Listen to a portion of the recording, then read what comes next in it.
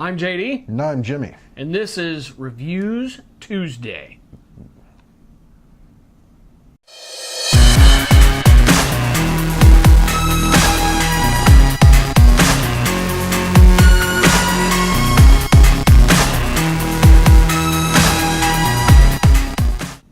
Alright, so a little off the rails compared to my normal. I still got my normal stuff, but I'm not going to be reviewing it tonight.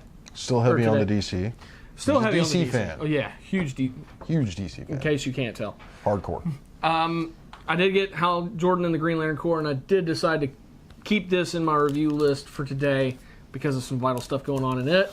The Flash, because I saw that cover, and that's just too cool not to read. Yeah. And then this was actually recommended to me. This is actually a couple weeks old now, but Redlands #1. Probably need to get that one for Wes. And I saw this. You know me. I have a thing for anything that comes out in a prestige issue. Yeah. And well, that just looked interesting, so I had to grab that. What do you got? What do we got? I decided I'm mostly Marvel here, so I guess you're getting both ends of the spectrum.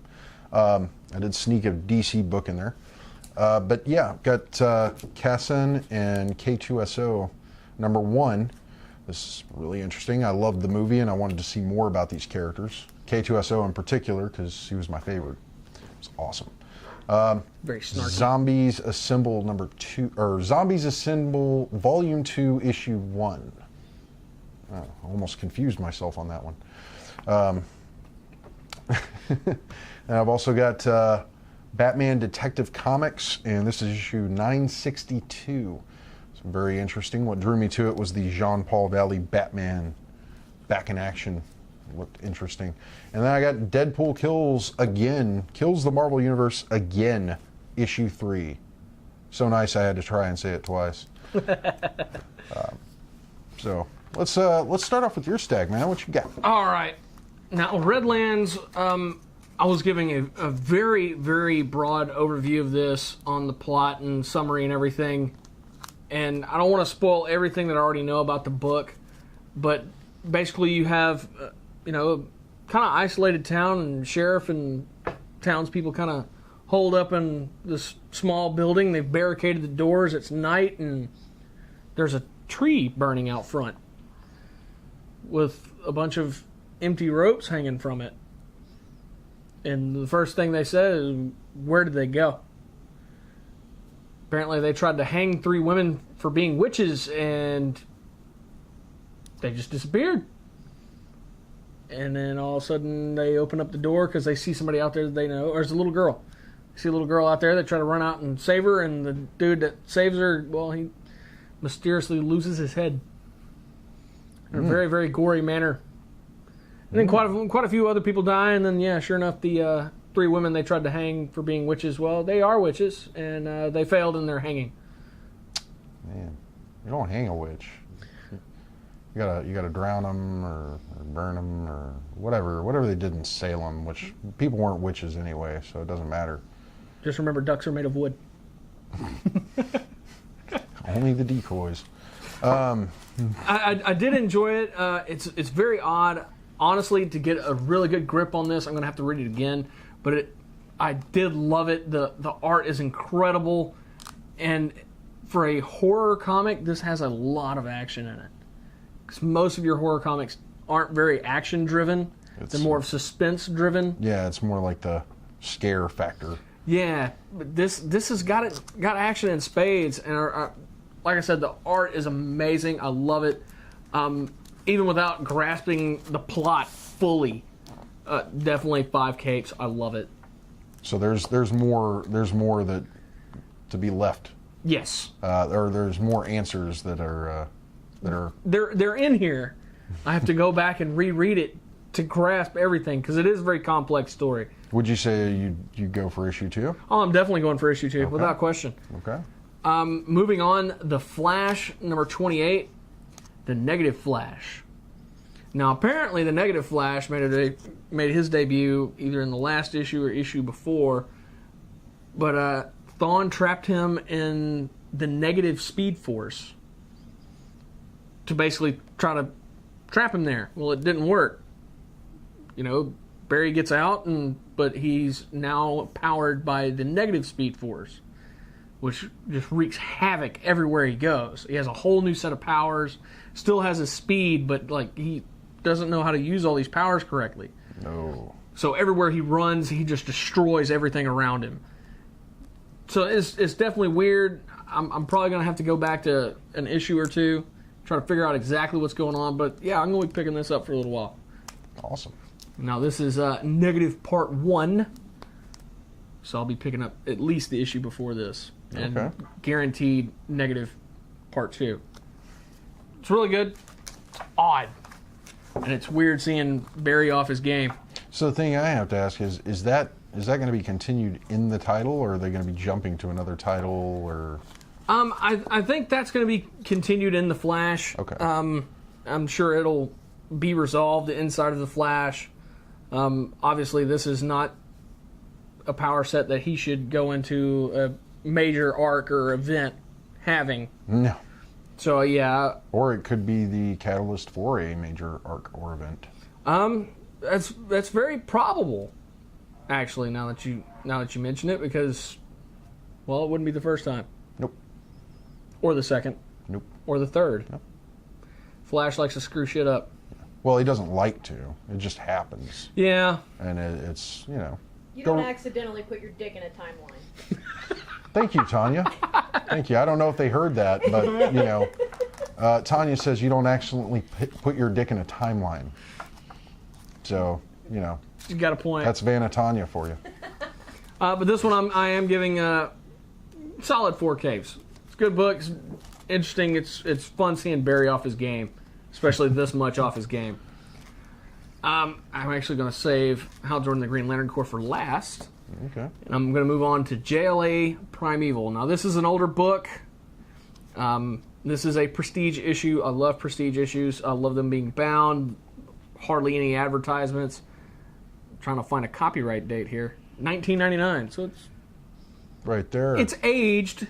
Right there at the end of the 21st century. Yeah. But basically what you have... 20th. We're in the 21st. Yeah, we're in the 21st now. Somebody's trying to mess up the timeline. But what you have is the villain, he's allergic to air. It gives him asthma. And all these other sort of problems basically due to the modern age. It makes him sick. He's allergic to the modern age. Well, where is he from? He's from here. But he's allergic to everything here. Yeah. He's allergic to the air. He's allergic to being around everybody. Yeah. That sucks. So he actually starts experimenting on himself and boring holes in his skull like ancient people to gain enlightenment. Well, it works. And he pretty much opens up a line of communication to the old gods who empower him to devolve the earth. Oh, wow. So he keeps popping up everywhere, and the first hint that this is going on, he pops up in the China Sea, I believe, is where it was. And so hold on a second. All right. This guy is trying to bring polytheism back. Not necessarily polytheism. He's just trying to bring Earth to a primordial state. Okay. But he pops up in the sea, and you know he's causing this terrible typhoon and lightning storm and everything, just causing absolute hell on Earth. And then the heroes rush in to try to stop him, and he zaps them, and they're like, didn't even do anything. And poof, he vanishes. And then right after he vanished, like all the things that he just did to the environment just dissipates. Well, Batman grabs a sample of the seawater because Aquaman said it tasted weird. Because, you know, he's Aquaman. And sure enough, there's a bacteria in the water that hadn't existed for millions of years. And that's when they first start catching on. And basically what he's zapping them with, he's not trying to hurt them. He's causing them to devolve. Wonder Woman reverts back to being made of clay. Oh, wow. Aquaman devolves into being this giant fish monster. And I gotta love this one. Superman becomes this giant hulkish figure with zero rage control. Damn. I got this because at first look, I thought it was an Elseworlds of like a, prehistoric Justice League. And then I actually already had it in the bag. I was on my way home and I realized, no, there's no Elseworlds star on it, and it's definitely new enough to have it. But I loved it. I absolutely loved it. These things run, when you do find them, they normally run about $5 in comic book shops. They originally were $5.95, but like I said, it is a bound issue. There are no ads, and it's a lot of book for relatively low money. And they're always great stories, and most of the time they're one-shots. Hell, with this one, where else are you going to find a Superman Hulk? And, dude, he's incredibly hulkish, man. He looks like I'm telling you. I saw a quick glimpse of him. He looks very hulkish. Like Superman suit Hulk. He looks like if Hulk were a Superman fan. Yeah. Very hulkish. I like it. I love it. It's good stuff, man. So, yeah, crank this guy up to 11. This one also crank up to 11. Hal Jordan and the Green Lantern Corps, number 26. Now, if you're interested in the Dark Knight's Metal, which will be coming out tomorrow, the first issue anyway, you're going to see some giant, incredibly powerful creatures. And from what I understand, in that series, you're not going to get any origin story on them. If you want it, it's right here. And just because of that, I'm not going to give you anything else on the plot, anything else that's going on. That alone should sell this book for you. Yeah, it came out last week, but it's awesome. Go get it. Crank it up to 11. Hal Jordan, the Green Lantern Corps, number 26. Crank that up to 11 and break the knob off. Vigorous. All right. Oh, where am I going to start here? Oh, I'll start with Zombies Assemble number 2, or volume 2, issue 1. This is a continuation from a series that they've been putting out. What's interesting about this is it is a left to right. It's done up like a manga, and then the artwork inside is very much so. But the other thing about it is it's following the Avengers from the cinematic universe. So it's kind of throwing them off into this weird zombie situation where they're being infected by a virus. The whole of humanity is being infected by a virus. And this is the continuation of that run. I'm very interested in this. I like it. Unfortunately, I didn't have a lot of time to read it today. I skimmed through it. I made sure I got all the way to the last page. Very, very interesting book. I love the zombification process in this. They really do a good job on being gory, but not completely gory. So it's a lot of there's a little bit of a horror element in it. You know, some of the heroes run across a character and they see the backside of them, and they're like, "Oh man, it's you!" And he turns around, and he's zombified. You know, and they're like, "Oh shit, it's a zombie, whatever." Okay, I'm not gonna ruin it. I'll ruin it for you. It's a zombie Hulk. That's bad. That's how this one ends. Sorry for ruining it, but that may make you want to go out and buy this, maybe pick up the next issue. There is an issue 0 to this run, and I believe the first volume had 3 or 4 issues. So go check it out, hit up the back issues. If you like manga and you like the Avengers, this is like taking the two and smashing them together and just having a great time. It's pretty hefty too. Yeah, it's a nice book. Pretty pricey. I think it's $3.99. I'm not too sure. See, I don't even pay attention anymore. I'm just like, I need to buy this. $4.99. These are $4.99, but there are no ads, and it's in black and white. So if you like manga, this is the way to go. If you want to kind of get into the comic books and you don't want to leave the manga element behind, this is a good way to do it. I'm going to give this 4.5 chimichangas, 4.5, just because it was so meaty. I couldn't finish that 5th one, man. It wasn't there. I had to leave that on the plate. But really good book, and $4.99 for the price point. I'm not going to argue. I'm going to do the Star Wars Cassian and K2SO. This is a number 1, and this is exactly what I hoped it would be. Marvel has been producing a comic book adaptation of the movie Rogue One, and it is that. It is an adaptation. It is basically the movie in comic book form. I wasn't interested in purchasing it because, hell, I've got the movie. If I want to see the movie, I'll watch it at home. I don't need to spend another $3.99 a month on a book that's going to give me the same thing. I like this because it is the origin of Cassian and K2SO's relationship and how they find each other. And when they find each other, they are not friends. They're definitely at odds because K2SO is basically an Imperial security bot. Cassian, with the help of two other characters in this book, reprogram him.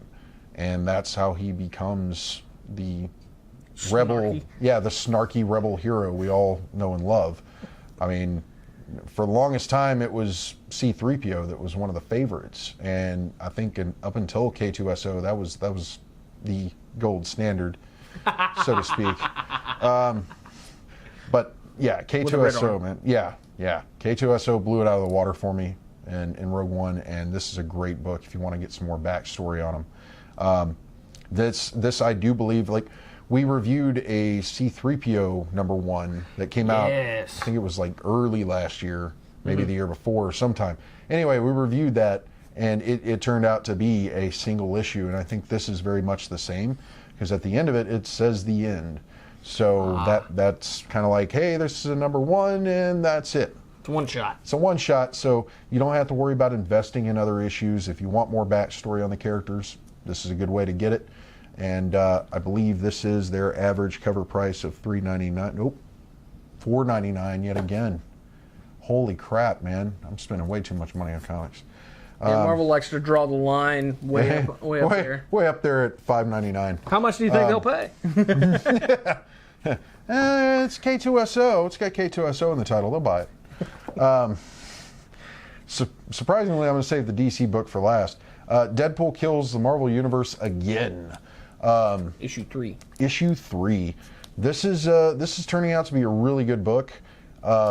There's some really interesting details again. What I'm loving about this, and it's sad to say it, is the Deadpool hallucinations. The hallucinations he's suffering because of the mind control that's been done to him are hilarious, and at the same time, it's horrifying. It's like you get the funny, and then you're like, oh God, what is this leading up to? Shit. You know, he just murdered the fuck out of those guys. He just turned that guy into a fucking kebab. He's done that a couple of times in this run. But yeah, at the start of the issue, you've got Gwenpool, who is basically communicating with Moon Knight and telling him what the big deal is. She's found out who has been brainwashing Deadpool, and it's not just a couple of people. It's pretty much all the villains in the Marvel Universe. Oh, wow. And they are basically, they have plans to take out every hero. And Deadpool is pretty much their go-to guy. Their go-to guy to lead the charge against his will. And this is a great, great book, great series. I like that he's not a psychotic killer. He is being manipulated. I like that angle. And I am very pleased with this. I hope they keep going with it. And hell, man, maybe if they do a follow-up 4-issue, I'd be more than happy to buy it. I'm giving this 5 chimichangas all the way. I'm hoping for a full Trilogy #2. That's what I'm hoping for. Yeah, there you go. So that would be 3 4-issue runs. Correct. But yeah, and if you never picked up on any of the previous Trilogy books, you can find them collected in trade. You can find them in individual issues. You want to start off with Deadpool kills the Marvel Universe, followed up by Deadpool Illustrated, followed up by Deadpool kills Deadpool. That's the order. Or you can find it now. You can actually find the 3 individual trades. You can find the 12 individual issues, or you can find the full collected Trilogy in trade. Yes, and I mean, of course, varying prices. If you're going for the individual issues, they may be hard to hunt down. Definitely check out the trades. It's a better way, more bang for your buck, and you don't have to deal with ads. Yeah. So, like I said, 5 chimichangas, and I'm enjoying the hell out of it. I'm buying the next one. Let's see, and this one was kind of an oddball for me. Batman Detective Comics number 962. But this was also the cheapest comic I purchased. By the way, the Deadpool was $3.99. So 2 books that were $4.99, $3.99. This one is $2.99. Still drawing the line. Yes. Not as many pages, but you still get a really good story. There's a lot of meat in this one. You got John Paul Valley being brought back into the fold by, I guess it's Batman Inc. Because it is the Bat family. You've got Batwoman in this book. You've got Zatanna's in this book. Yeah, there's been a lot of characters bouncing in and out of that title here the past year. You got Batman, you got Zatanna, you got Batwoman, you got several other Bat characters in here. I think even Batwoman sees Zatanna pull off some magic, and she even says, "I'd marry that woman." Well, Batwoman is a lesbian, so that goes without saying. I mean, if I was a lesbian and I saw Zatanna pull off a magic trick, I'd be like, yeah, I'd marry her too. Hell, I'd marry her regardless. So yeah, this one's got a lot of meat to it. The cover, this is an alternate cover. I believe the regular cover actually has Jean Paul Valley Batman, like the armored Batman, straight up, eviscerating somebody. I like this one better because of the colors. You got the blue and the red, and it just looked really cool to see those two characters standing next to each other. But it looks like somebody has programmed an AI, and this AI was spawned from part of Jean Paul Valley's personality because he was brainwashed, by Dumas, or Dumas, Saint Dumas, I guess. Yeah. And if you're watching Gotham, you may remember that character a little bit. But yeah, that's pretty much where the origins of that character come from, is this character right here, Jean Paul Valley Batman. Back in, I think it was the early 90s, whenever Bane broke Batman's back, this guy was the one who took over for him. And he was kind of trained by Bruce Wayne. He was followed around by Tim Drake, I believe it was. And, he kind of went crazy. His brand of justice was very much along the lines of the Punisher. I mean, he was very cutthroat, and if you were not a law-abiding citizen, he was going to make sure you knew that you'd done fucked up. It was really cool book to read, and it was cool to see his character back in action. He's fighting this other AI personality that was based on a segment of his personality, and Batman kind of brought him back into it and gave him the suit because I guess he wasn't able to walk. By the end of this, you get a bit of an interesting twist, and you see a very prominent Batman villain show up and have conversation with Jean Paul Valley. So that will lead into something else entirely, and I am really glad to see this guy back. He's not necessarily a good guy, he's not necessarily a bad guy, but he's an enigma. He kicks ass. So I'm giving this one 4.5 just because I'm not fully complete on this one, man. I got to get more. I got to have more. So what you're saying is you're going to pick up the next issue? I probably will.